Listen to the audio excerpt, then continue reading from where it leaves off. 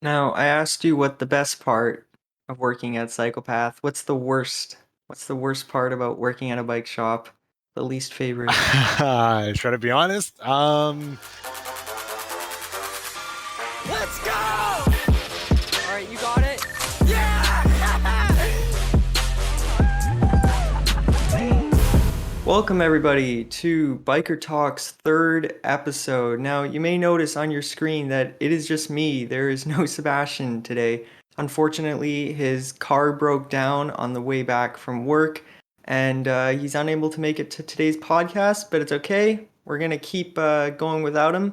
The podcast might be a little shorter this time without Sebastian, but it's all right. We'll keep going, and we have a pretty good guest today. So, some of you guys might know the store Cyclepath Mississauga. Well, today we are joined with Nash from Cyclepath. Welcome. Hey everyone. Hello. Thanks for having me. How are you doing today? Good. How are you? I'm doing good. So, first question. For those who may not have heard of Cyclepath, don't know what it is, what is Cyclepath? So Cyclepath is Mississauga's. I'm pretty sure it's Mississauga's oldest bike shop, actually. Established in 1989. Original owner still, actually, Brian Scuzizzi. And we're a family-run bike shop that we've been here for a very, very long time. And yeah, 32 years, and we're a bike shop that sells a handful of bikes, both road bikes, mountain bikes, hybrids, and we also do a lot of servicing as well. So anytime if you have any bikes that need some servicing, whether it's a mountain bike from Canadian Tire or from Bike Zone, wherever the case may be, we do a lot of servicing on any bikes. So, how long have you been working for Cyclepath? So I started there in April of 2017, and I am currently still working there. However, now I'm no longer full time. I actually got myself a job after I finished university, and also I finished college. So after that, I am only working there on the Sundays. That being said, uh, I've been there, yeah. So this will be my fifth consecutive year, but I'm only part time there. So I was there for 4 years full time. So, what do you do at Cyclepath? What is your role?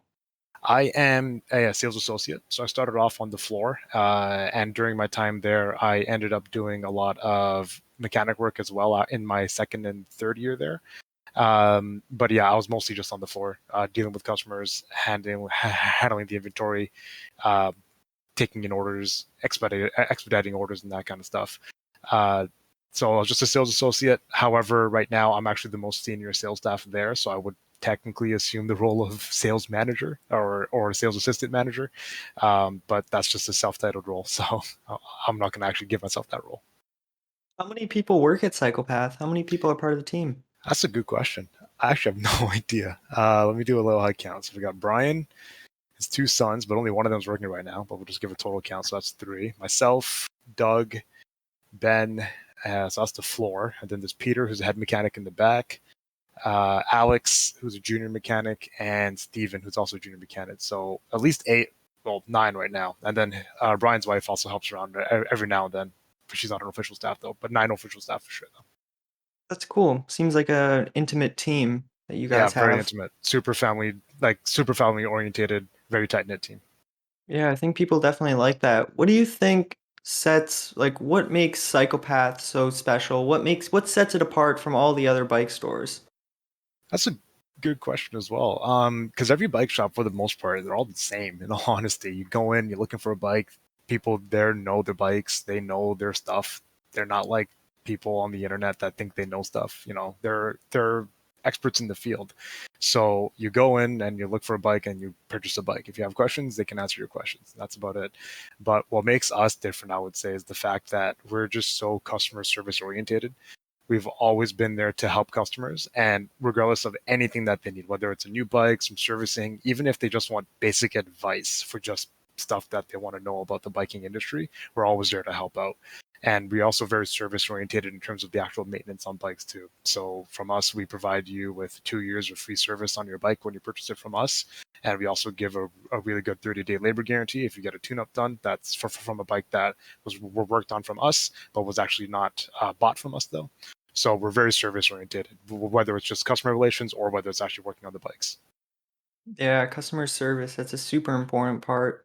Yeah, man. So it's good that you guys focus on that. Um, so what was it like at the beginning of COVID? Your store had to shut down. Were you guys worried for your store? Were you worried about the future? Yeah. When we first started off, it was basically dead, honestly. We were wondering if we were even going to be allowed to be open. I know we were closed for a handful of days. However, we weren't actually considered essential once Ontario came out with the list of essential services. Believe it or not, bike repair and bike repair shops are considered an essential service in Ontario. We were kind of wondering why, because it kind of didn't make sense to us. But apparently, a lot of people they rely on bikes to get to and from to work, especially in downtown Toronto, where the cycling industry is huge there. So having a bike shop that's able to work on somebody's bike that and they may be an essential service in terms of their work status, and if their idea to get from point A to point B is on the bike, well, they're going to need the maintenance to get that done. So uh, under that explanation, I guess Ontario said, you know what, bike shops are considered essential. So we were closed for 4 days, and we were allowed to open back up again. We were on tight restrictions. It Mm. was not easy. It was like we had to make sure that anyone that came inside the store, it was only one person per salesperson, max of two people depending on the situation. It was tough, man. It was really, really tough because we just didn't know what to do. We didn't know what to expect, you know. And then April and May came around, and that's I'm not sure. I'm sure you noticed, and many of the other viewers may notice. The bike industry took off. Mm. Everyone's on a bike right now. I don't know if you've ever been to Cyclepath over the past year and a half. We have not had a single bike in stock for a long time. Our shelves are so empty, and our bike racks are so empty right now. It's ridiculous. Even just actually just yesterday, I worked on the Sunday, and it was 5 hours of just nonstop running around like an animal. It was ridiculous. Once we started to get the ball rolling, it turned out to be okay because we had a pretty good system set up for how we were going to deal with people. There's a lineup. People come in, salesperson helps them out. They want to buy a bike. They buy a bike, pick up some accessories, move on to the next person. And so it actually turned out to be pretty okay. But in the beginning, though, it was very, very difficult. But once we were considered essential and we got everything else sorted out, the outcome just started looking pretty good because never in the history of the store have we ever sold out of every single bike in the actual inventory, which did happen by the end of June, I think it was. So, yeah, man, it was crazy, absolutely crazy, and it still is. Well, it's good to hear you guys were only closed for 4 days because Yeah. just even 4 days of losing out on customers, especially like how many would normally be coming in and stuff like that. That's like huge on a business. So it sounds super lucky that you guys were labeled an essential business and was able to reopen. What would you have done, or what was the store would have done if they weren't an essential service? What do you think? Where do you guys think you would be Oh right man, now? you're asking the dark questions now. I have no idea. I really have no idea because the only thing that Brian's ever done, the manager of the store and the owner of the store, the only thing he's ever done really for the past 32 years is run a bike shop. And that's it. So, I mean, I'm sure he's had a backup plan or something like that, but honestly, it would have just had to be one of those situations where we'd close down, and we'd close down for the lockdown until we were allowed to open back up again. Maybe we could have done something like curbside only, which we kind of did for a little bit, but that was kind of difficult, you know. But when you have three different salespersons working off of one storefront to work with three different customers and running back and forth to get the product to show them, hey, this is what it looks like, and then they can come in to pay, that didn't work out too well. So the curbside was really difficult. But I guess we could try and make it work for curbside, but it would have been an arduous task for sure. So, man, yeah, honestly, it probably would have been closed down until we were allowed to open back up again. Luckily, we were considered essential, as you said, but yeah, probably would have closed down. Yeah, that definitely wouldn't be good. What type of brands does a psychopath carry? We carry three main brands. We carry Norco, Rocky Mountain, and Specialized. Rocky Mountain represent. I own three of them actually. So I'm a huge Rocky Mountain fan. But in terms of the bikes themselves, yeah, Norco, Rocky Mountain Specialized, and we carry Haro for BMX, Fit Bike Co for BMX as well. And we also carry Evo, which is like a house brand from one of the companies that we deal with, and Genesis, which is kind of the same idea. It's like a house brand of another company that we deal with. But the three main for sure are Norco, Rocky Mountain, Specialized. So you seemed really excited about Rocky Mountain. Hell yeah. What makes Rocky Mountain to you like the bike brand?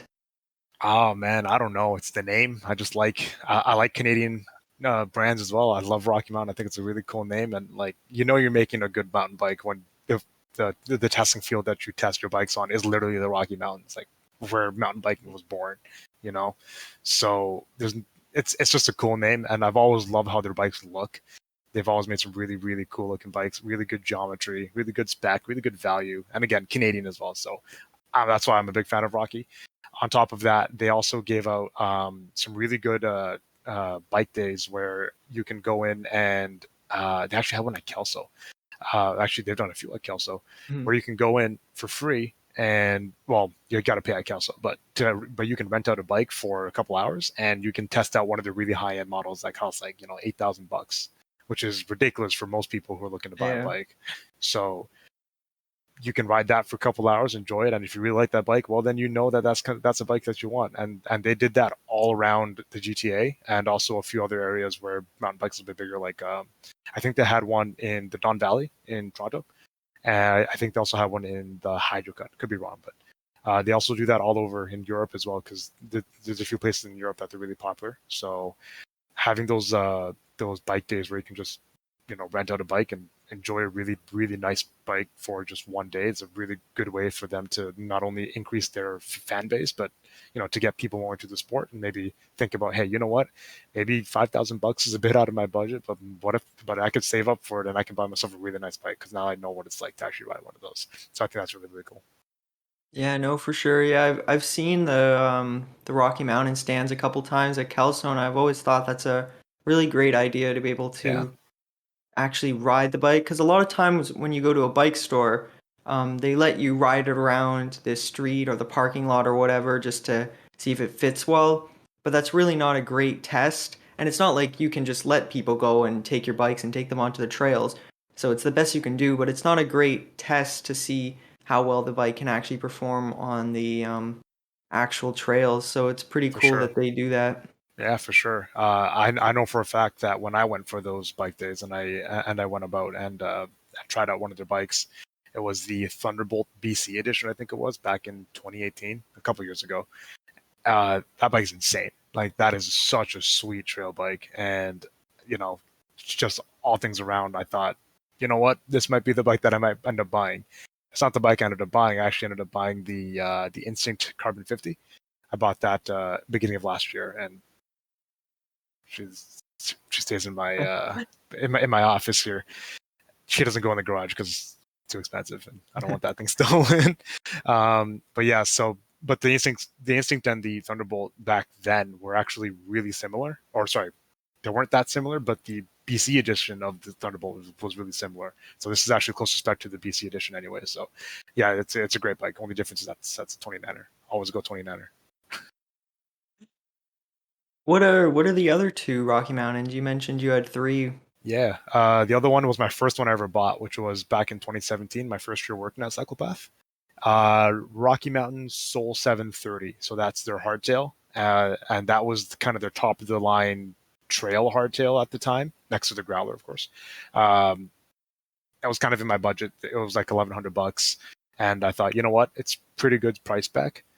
So I ended up buying that, and I upgraded the absolute living beans out of that thing. The only thing stock on that is the frame, the fork, the wheels, and the brakes. Everything else is completely upgraded.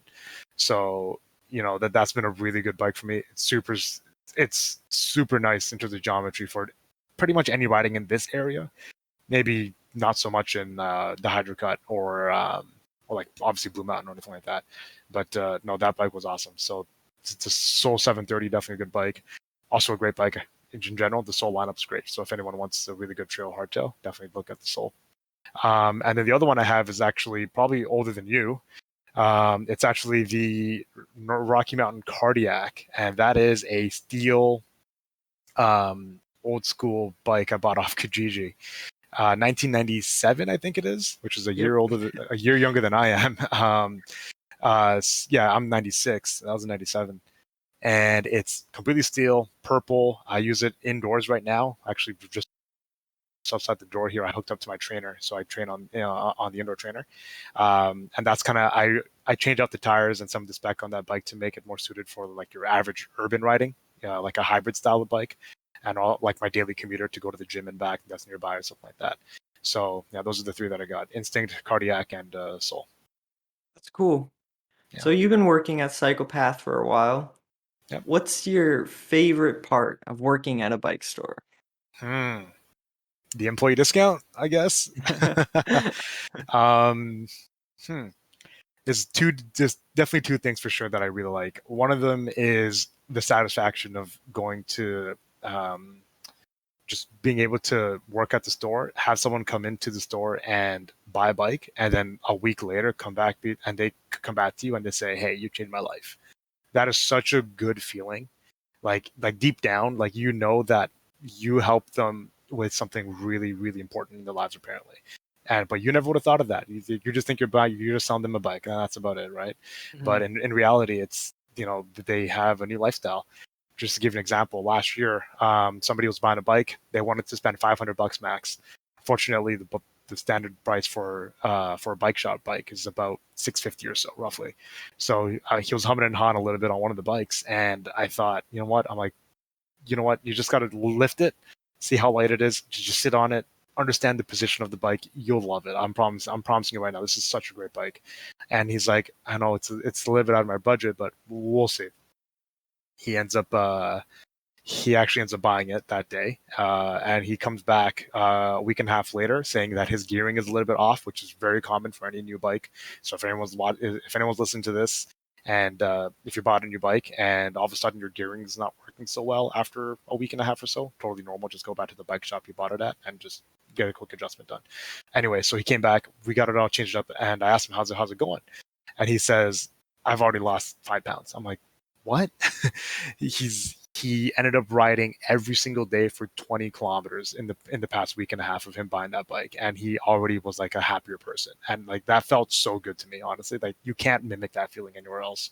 So that was really great, and he's a returning customer now. He bought us a pack of donuts when we were really busy one day during the summer, so that was really nice as well. So yeah, so just that really good customer that is really that's really appreciative of the work that you do for them. That feeling is really great. So I love working at a bike shop for that. And the other thing I like at working at Cyclepath would be just as you mentioned earlier, it's a really tight knit team. All of us are really good friends. We love poking fun at each other. We all work really hard. It's just a really good team. Brian's a great manager. He made working there a lot of fun. He was really accommodating for me during my studies as well. During the school time, if I ever had to take some time off for excuse me, for like studying for exams, he took care of that. So overall, just the team was really good. And you know what? People complain about, I got a really bad manager, I got a really bad coworker. I can't say I've ever had a bad manager or a bad coworker, because that just everyone there working there is just so awesome. Yeah, that sounds really cool. You don't, like you said, you don't really think about that. Like I would just think, oh, I'm just selling a bike to a person, but the way that bikes end up actually impacting people is pretty amazing. You don't really think about it that much. Yep. Yeah, for sure, man. It's a good feeling. It really is a good feeling, and I'd recommend anybody who's really into bikes. If one day in your life you get a chance to like volunteer or work at a bike shop, do it. It's a great feeling. It really is. You learn so much about bikes and bike mechanic work and all that fun stuff. So it's a lot of reward for sure if you work at a bike shop and you really like bikes. What's the biggest lesson you've learned working at Psychopath?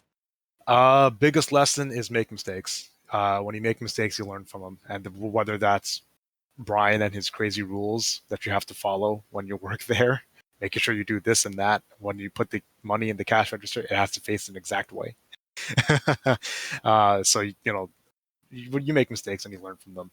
So not only that, but also in terms of mechanics, because I thought I knew a pretty good amount of bike mechanic work before working there. I knew nothing. I knew literally nothing compared to what I learned after even just a year and a half of working there. The amount of mistakes I made just working on a bike to like fix a flat tire, even Like, it's a simple process, and I've done that before working there. But I didn't realize that when you take off a back wheel on a bike and you put it back on, you have to go through the gears again, because especially on a 12-speed drivetrain, it's so millimetric. It's like 1.2 mils, and if it's off by 0.2 of a mil, your gearing's garbage. So when you take off your back wheel and you put it back on, you have to re-index your gears, or at least go through a run through of them to make sure that it's working properly. So just make mistakes when learning how to maintain a bike, and all of a sudden now you're basically I'm basically a home mechanic, and I work on my own bikes. Anything too crazy like a full brake bleed or suspension service or like bearing service, that I'll probably go to the shop for. But basic gear adjustments, a basic brake burp, clean down, a chain cleaning, anything like that. That's something anybody can do. You don't need to be a bike technician to do that. But it's about making mistakes and learning from them for sure. Now, I asked you what the best part of working at Cyclepath. What's the worst? What's the worst part about working at a bike shop? The least favorite? Try to be honest. Some fault. I mean, you know what? This will go for any customer service job, whether it's retail. Well, any retail job. It's some customers are just not great. You get abused a little bit. You really do. And customers are always right, and you can't say no to them. So sometimes I've had my fair share. I'm not going to go into the detail of that because I probably shouldn't. But I've had my fair share of customers that were just bad words. That's all I can say. You can't go into any detail? Oh, A man, little bit of a I story? really shouldn't. I really shouldn't. I really shouldn't. All I can say is especially when the customer knows they're wrong, but they don't want to admit it. Like I'll give a generic situation that did happen to me. Customer is wrong, thought he was right. I proved to him he's wrong, didn't want to admit that he's wrong, and continually went on to blame me for doing the work wrong on his bike. When he knows he's wrong, but he didn't want to admit it. He just had too much self-pride to say, hey, I'm sorry, I did something wrong here. I'm like, so it's like, it's whatever. So at the end of the day, what do you do? Well, he gets a free $10 adjustment, and he's a happy person after that, right? For me, I have to deal with a lot of, people coming up to me and saying that kind of mean things to me, saying I purposely messed up their bike so I can get more money off them, which is not the case. That's not what we do at Cyclepath. We fix the bike to the spec that's required, and that's it. We don't mess around with anything else to get more money off you, because that's a scum move, and Brian is not like that. So, you got to deal with that. It's any retail job. If you worked retail, I'm sure you'd know. Sometimes you just get bad customers. So that's definitely the worst part, I would say. So what would you say is the best way to deal if you have a bad customer come into your store? What's the best approach? Just stay calm. There's no reason to start yelling at each other. There's really no reason to start yelling. Just stay calm. If they want to talk badly to you, if they really want to, say all these crazy things, raise their voice a little bit, best thing to do is just stand there, put your hands behind your back, and start smiling at them, and just let them vent it out. Because once they vent it out, generally they'll start to kind of calm down and realize, okay, hang on, this guy's not really ticking. This guy's not getting mad. I don't know why I'm yelling anymore. And then you could usually have a civil conversation after that. So yeah, and this goes for anything in retail, not even just a bike shop. Just if you got a bad customer, calm, hands behind your back, smile, take it in, and that's about it. So there's absolutely no reason to start yelling back at them. There's really no reason. I have done it once though. Don't get me wrong, I have done it once, but that wasn't because of me. This is a story I can tell, because this issue wasn't because of me. This was an issue between two customers in line. So back in the pandemic last year, it was a bad situation where we had a huge line. And in case if anyone doesn't know how busy it is at any bike shop, Cyclepath Mississauga, for the most part, had about a 15 to 20 person lineup every day we were open, from open to close, throughout the entire summer. It was from before we even opened the store, there was a big lineup, and we'd have to get through that, and that line didn't stop until probably around 4:30. Like, it's just balls to the wall, everyone hustling back and forth. It's crazy. Anyway, so it was a really hot day. I was working on a kid's bike with his mom beside me. I was doing a quick adjustment for him, and there was these two guys that were next up in line. They weren't talking to each other at the time. I had to get a different tool. I go back inside the store, grab a tool. I come back. By the time I come out, these two guys are screaming at each other. I'm like, what the hell is going on? I was gone for 10 seconds. What the hell happened? And what ended up happening was they had a bit of an argument over something that one guy did. I don't know exactly what happened, but they had a big argument, and they started, saying some not so great language at each other either, right? While I'm trying to fix a kid's bike when he's standing beside his mother, I'm like, this is not, no, man, you can't do this. Be respectful to each other, man. So I looked at both of them and I gave them a pretty good stern talking to, like an angry father, and I said, if you guys don't want to start to talk nicely to each other, and you guys don't want to calm down and stay in line quietly, then you guys can leave. And if you guys don't do that, I'll make sure that no one here serves you, because I'm not gonna tolerate this kind of behavior. I'm trying to fix a child's bike here. And I said that pretty. I don't want to say it like I yelled at them, but it was definitely a raised voice, and everyone in line they heard, and everyone kind of shushed down a little bit. So that was a very intense situation. But yeah, that wasn't directed at me. That was just I wanted to make sure that nothing happened between them, especially not in front of the storefront, in front of a child and everybody else, So, but yeah, that was a crazy situation. Nobody Yeah. was really happy during the pandemic. I'll say that for sure. Yeah, I know, that's for sure. But it seemed like you handled that pretty well, or as Yeah, well as you could have. yeah, for sure. What are some long-term goals for the store? Does the store have Ooh, any? that's actually a good, really good question because I don't know. I actually have no idea. Um, I mean, like I said, Brian's been there for 30 plus years now, so I mean, I'm sure he's looking at possible retirement in the next foreseeable future. I have no idea when. Don't say don't think the store's not going to be the next year. That's not going to be the case because I know he re-signed the rent piece, so it's going to be there next year for sure. But in terms of actual goal, though, I have no idea. Well, I guess for sure is we want to make sure we get our stock back because we have no bikes. So that'd be nice. But that's not much of a goal for us. That's just we're waiting for the shipping companies to actually ship the damn bikes towards us. Um, no, honestly, no actual shop goals that I know of. Just be happy, fix a lot of bikes, make some good money for the shop, and keep the cycling community afloat in Mississauga for sure. That's the only thing I can think of really. What do you think of how the bike brands have responded to the massive amount of demand for their bikes? They're like out of bikes, they're struggling to make them. Yep. What do you think about their response? Do you think they could have done stuff better, or do you think they're doing the best they can? What are your thoughts on that? I think they're doing the best they can because the thing is with us is we ended up having our off season just on the past few months, so during the winter time, which is fine for us. So that's our off season. We get to recalibrate ourselves and get everything all ready for the next year. But on the other side of the world, like in Australia and such, that's when their season of biking starts. So a lot of the bike brands that got destroyed with their stock levels from us going crazy in North America and the eastern side, well, when they got decimated, well, then people in the Western world, when it was time for them, they got nothing either. So when you have that much of demand, both on the east and the west side, and when there was no supply available for the west side, probably, they kind of had to prioritize them a little bit. So that's probably one of the reasons why we're not getting too many bikes in right now. So I think they're doing the best they can. They can't just manufacture more bikes. It's not as simple as just getting more metal and manufacturing more bikes. You can't do that because you have to make sure that you have enough bikes to sell for the next upcoming years because it's a business. You got to think long term, not just short term. So yeah, best they can. The real issue is not actually the bike manufacturers or the bike brands. It's actually the shipping and the international shipping because all the bike frames are made offshore. Nothing's really made in North America anymore. Like specialized frames aren't made in America anymore. They're all made in Cambodia, Taiwan, Vietnam, blah blah blah. So the frames are made there, but they get packaged up, and then the bikes get assembled in the store because they come in a box. But the transport between Vietnam to Canada, I think that's the issue.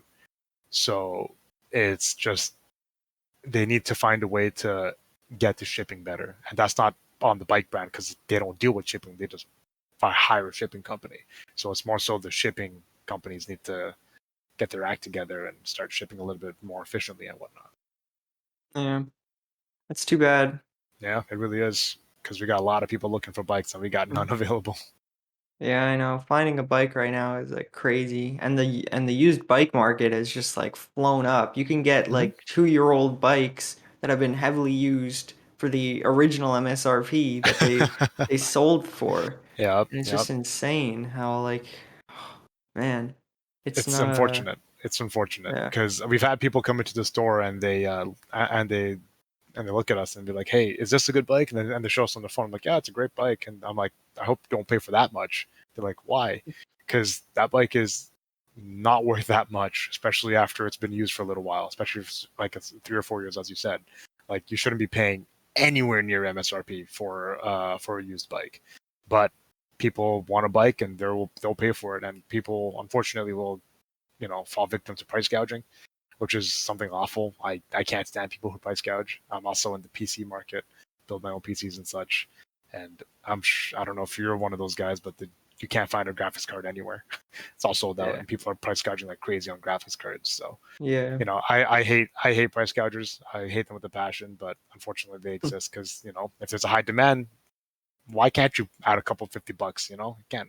It sucks, but yeah, if anyone who's looking to buy used, definitely check up with the bike shop or anything like that, saying, "Hey, is this a good value for the bike?" And then if you know, you might want to spend a little bit more so that way you can get the bike, but you don't want to spend too much either. So it's a fine line between the two. Yeah. How did you get into mountain biking? Cyclepath Mississauga. uh, I was a roadie before I started off. I actually bought my first road bike from Cyclepath Mississauga before I even started working there. So I bought my first bike there as a road bike. I was a Norco Valence, and I got into road cycling. And I road cycled for about, I'd say about a year and a bit. And I thought, you know what? I like bikes. I've worked on them for a little while. Maybe I can get a job there. So I applied. I ended up getting the job a year later of me buying that bike, and everyone there mountain bikes, and they all said, "You got to try mountain biking. You got to try mountain biking." All right, fine. So I saved up some money, bought myself the Rocky Mountain Soul 730, and went mountain biking and fell in love with it. Not that I don't like road cycling, but mountain biking is so much more fun in every way possible. It's so much fun. Yeah. So that's the nice thing about mountain biking is that especially with I'm going to sound mean here, but road cyclists are snobs. They're not exactly the most happy people in the world unless you're in their little group of coffee, whatever. That's them. Obviously, you'll find people that are really nice, like me, but it's mountain bikers. When you're out on the trails, every mountain biker that passes by, if you stopped and you're off your bike and you're checking something, a mountain biker is going to stop and say, "Hey, is everything okay?" And Yeah. then if everything's fine, then they'll continue on. If not, they'll try and help you out a little bit. Roadies, they don't do that, man. They don't do that kind of crap. So, the culture and just, the actual riding of a mountain bike is just so much more fun. So that's definitely how I got into mountain biking. Cyclepath Mississauga, all the boys there, they said, "You got to try mountain biking." And I'm very happy I did. Yeah, no, for sure. The community of mountain bikers is like, it constantly surprises me every time I go riding how nice they are, and Yeah. they all kind of support each other, and they're all there to have a good time and ride, and it's really good to see. Yeah, for sure, man, for sure. Like, there's been a few times where I've, actually gotten help from other people on the trails because I either forgot my multi-tool at home or something like that and just Mm. happened to have one there. So, and I've always given my multi-tool to anybody who ever needed it. So, and also me because I work at a bike shop and I know a little bit more about, bike mechanics than maybe the average mountain biker. I've actually helped out a few people with, some basic gear adjustments on the trails before. So, and that kind of support and that kind of help, it'll carry on in the future. If they might end up helping somebody with some new knowledge that they learned from me. So, Mhm. it's a good community for sure, for sure. What's your favorite place to ride, and what are some of the places you ride your bike? So I've only ridden there once, but it's easily my favorite. It's the Hydro Cut in Waterloo. It's probably the best trail system around in this area for sure, especially considering it's freaking free. I can't believe that you can ride those trails for free. It makes no sense to me. So I actually this year I'm going to be donating, and I'm actually going to be buying a couple of those of the Hydrocut trail tracks, those little Mm. chain things. So I'm going to buy a Yeah. couple of those for sure because you got to support the local community that make the trails there because those trails are genuinely unreal. They're so awesome. Uh, but I've only gone there once, and that was last year. This year, I'm planning on definitely going a handful of more times. But my go-to spot, though, for sure, is Kelso and Milton. I've actually got the membership pass there, so just scan the card and away you go. You have to make a reservation right now because of the pandemic, but either way, Yeah. that's my go-to for sure because it's not too far of a drive and they got some really nice trails there. Also, a couple of decently fun downhill trails, not really like downhill, but some pretty decent ones though. So I definitely like Kelso. That being said, Arundel Park in Mississauga, just for local riding, just to get like a quick boot around and do like a quick lap of DH lap on Strava, and then head over to UTM, which is where I studied actually, and do the UTM nature trail there, and do that a couple times, and head back home. And for obviously again for free, that's a great ride too, man. I really like riding that area for sure because it's a beautiful area, some small fun trails you can loop around and do a couple laps of, and trying to find your best time, and try and fight the KOM, even though I don't really have a KOM yet. But yeah, so definitely Kelso's my top one, but then I'm planning to go to Hydrocut a little bit more often this year. But local riding, the Mississauga trails here at Arundel are definitely really, really fun. Yeah, Hydrocut is definitely one of the top places in Ontario, as well as Kelso. Have Yeah. you ever been to Blue Mountain? I've never been to Blue Mountain. I really want to go though, especially considering now that I've got a full suspension and I've got the travel for it. Definitely couldn't do that on the hardtail. I know you can rent out bikes, but I never really wanted to rent out a bike. I want to ride my bike. I want to enjoy my bike down those trails. So yeah, I really think I want to go to Blue Mountain this year if they open up. Fingers crossed. I hope they do, but we'll see. Well, I have I have to be the bearer of bad news here, but Blue Mountain, No, their downhill lift access is closed forever. forever. They're not Oh no. they're not offering that anymore. My follow-up question to that was going to be how you feel about that if you knew about it. And well, now that Well, you do, how do you feel about that? not great, not great. I really wanted to go. Are the trails closed? Do you know, or is it just a lift access? We don't know yet. There's Because I'll rumors. climb that hill, man. I'll do that. I'll do Yeah. that hill to get down. Yeah. So there's some rumors that it could be sort of an enduro thing where you have to climb up to use and the Okay, downhill okay. trails might still be open, but that's currently just a rumor. We don't really know. Mhm. Um, but we'll just see. Yeah, I don't know. It's unfortunate. It really is. I guess that's going to end up being a situation where you probably have to end up going to Horseshoe instead, because that's also one of the spots I've been meaning to go. Yeah. Have you been Yeah. to Horseshoe yet? No, I've never been. Yeah. I've never been to an actual downhill section, or like a downhill trail system. And I've never been to one yet. I've only done like enduro style, where we're like in Kelso, where you go from the bottom, you climb all the way up, and go all the way back down again. I know I used to only park at the top parking lot at Kelso because I hated climbing. Yeah. But I made a vow to myself that no matter what, I have to do that climb at least once at Kelso. Most I've ever done it is 3 times, and that was very difficult. Not Yeah. to say I'm not a strong climber, but I definitely prefer going downhill. Yeah. The two-part climbs and that was in the summer with the blazing heat is just Yeah. I don't know, makes you kind of almost not want to do the downhill part, but Yep. you have to No, it's the trade-off you have to make. exactly. Exactly. For sure, man. Do you guys have any new bikes coming into Psychopath anytime soon? Nothing that's actually been listed that we know of, at least. We've been told May. We might Yeah. have to go the entire month of April without getting a single new bike. Oh man, that Yeah. sounds rough, especially because now we just started spring. Yep. So that demand is just gonna get even worse. Yep. We sold our last like average adult bike at Cyclepath on Saturday. The only bikes we have left in Cyclepath right now are kids bikes, and we have a Specialized Como, which is a comfort e-bike that goes for 4Gs.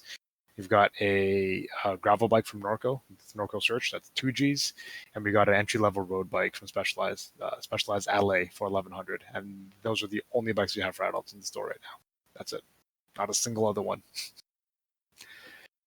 So it's just going to be a lot of tune-ups and a lot of servicing. That's the only way we're getting any income at the moment. Yeah. Well, I have a question for you because I seem to like asking it to our guests. Sure. Shimano or SRAM, which one's better?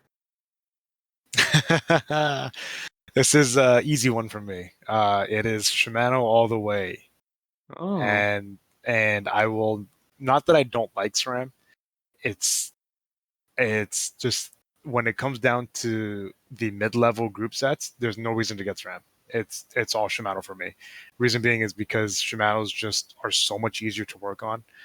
I've always found that Shimano systems have just been really quick in terms of adjustments and such, versus SRAM where it's so precise. Where every now and then, if something's just slightly off, your shifting is just garbage. That being said, I know a lot of people, especially in the mountain biking industry, they love to mix and match a little bit, where they prefer a SRAM drivetrain but Shimano brakes. So, which is also something that I would prefer. If I ever were to use SRAM, I would never use SRAM brakes. I don't want to use dot fluid. Don't want to use any of that crap. I want to use mineral oil because it's really easy to work on. It's really easy to bleed, and it's really easy to burp and maintain if you ever need to. Versus dot fluid, where it's just, I've seen Peter do it in the back of the store, in the shop area, and it's an absolute nightmare.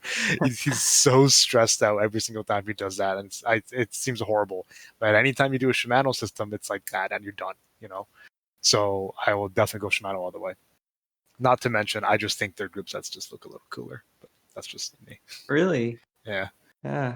I don't think I've ever heard too many people say Shimanos look better than SRAMs. Yeah. Well, Uh, I don't know. That's just me, I guess. But if you ask Everyone anybody has in the their opinion. store, yeah, that's true. If you ask anyone in the store, SRAM or Shimano, literally everyone's going to say Shimano.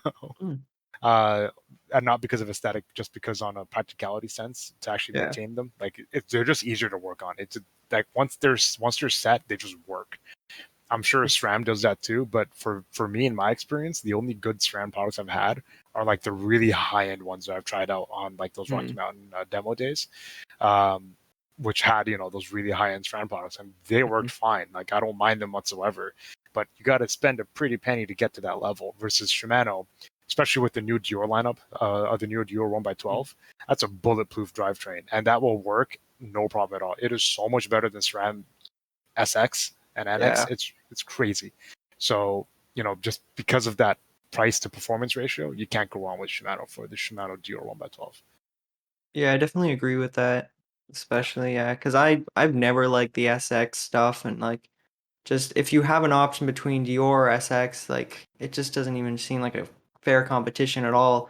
No. SX is like plastic, whereas Dior is just like a pretty solid low end or not, I guess it's not even low. I guess No, it's mountain it's biking low end. yeah, mountain biking low on, but Yeah. it's like in terms of group sets, you can get really good performance out of a Dior drivetrain. That's for Yeah, sure. for sure. Yeah. So, final question, Fox versus RockShox. No preference. Genuinely no preference. That being Really? said, my suspension has it's got a Fox. It's got a Fox 36 Performance Elite or just performance rather, in the front, and the back is a float DPS Evol, also performance. Great suspension, love it. However, I have ridden a bike that has RockShox, and that feels really nice as well. So in my opinion, when it comes to suspension, at least, getting any suspension that's like mid to high level between Fox and RockShox is literally just whatever comes on the bike, or if you do have your own personal preference. Personally, I think like any mid to high level on either Fox or RockShox, they both perform really well, and you'll get some really good ride quality out of both of them. However, I would stay away from anything of the RockShox Judy and below, Mm, because they're, not to say that they're not good, but in all honesty, you can probably find a better fork from like a Fox 30, like a basic Fox 34, in my opinion, is way better than anything that's a RockShox Judy. And in all honesty, you can probably even find a better Suntour fork than a RockShox Judy. yeah. Um, so my Soul 730 has a Suntour Radon, and if someone hasn't ridden a Suntour Radon with 34 mil stanchions, that is a very good suspension fork. And almost everybody at store actually prefers my Suntour Radon over a RockShox Judy because it feels a little bit more plush. And has a little bit more support. The Judy just feels really flimsy because the suspension stanchions are just like thin, super thin and really flimsy. They don't feel stiff enough. Versus the Radon with the 34 mil stanchions, super stiff because of the fatter stanchions. So yeah, if somebody has a preference, stick with that preference, totally fine. But when it comes down to the low end stuff, I'd say stay away from RockShox, go for a higher end Suntour, mid to high level, pick whatever the hell you want. Yeah, no, it's interesting that you say that about SR Suntour because it's like a hugely hated brand within the mountain Yeah. bike community for having like cheap coil forks. Oh, I hate the bike because it has an SR Suntour. Oh, it's so bad. So, like, what do you you seem to like SR Suntours Mhm. quite a bit. So I don't like obviously their entry level forks, the XCT, Mhm. XCM. Those are practically hybrid forks that you can find on some hybrid bikes. So they're not real suspension forks for mountain biking. But when you go up to the level of like Radon and above, Radon, Apixon, Oron, I think, then Axon, I forget the whole lineup. But when you get to that level, you can get some really good performance for the value. Honestly speaking, like they're actually not bad. Like there's some pro mountain bikers that ride Suntour suspension, and they're sponsored by Suntour. So it just goes to show you that it's not always about because they make so many really low end crappy forks doesn't mean that they're a bad company. It just means that that's kind of their market clientele. They kind of dominate that entry level basic coil suspension fork. But a mid level fork like the Radon that I have or an Epixon or something like that, those forks will do you pretty damn good for some entry level basic trail riding or some basic cross country riding or something like that. And they're really high end stuff. They even make a enduro fork. I'm sure that will do just fine as well. At that point, would you want to kind of upgrade to a Fox instead or a RockShox? Maybe like a RockShox Pike would be fantastic. Obviously, the Pike's super nice. Super nice fork. It's just been the tried and true fork for a very, very long time. So it depends really. So that's why I said, for like that entry to mid level, I'd say Suntour. If you can find a Radon, honestly, that's great. And then above that, I would say, probably stick to a RockShox or a Fox, just because of the serviceability. You can get them serviced a little bit easier as well. So, yeah, that's that. Yeah. Well, it was really nice talking to you today. Yeah, nice talking to you as well.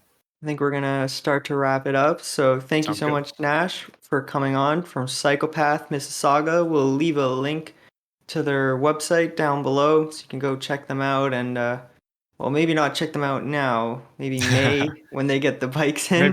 maybe in May, yeah, for sure. But you can still get your bike service there, Yep. and they probably have some other accessories and stuff in stock that you can get. So thank you guys so much for watching. We hope you enjoyed. Leave a like if you enjoyed. Subscribe. Make sure to join our Discord, which will be in the link in the description as well. So thank you guys, and we will see you guys next time. See Thank ya. you. See you. Take care.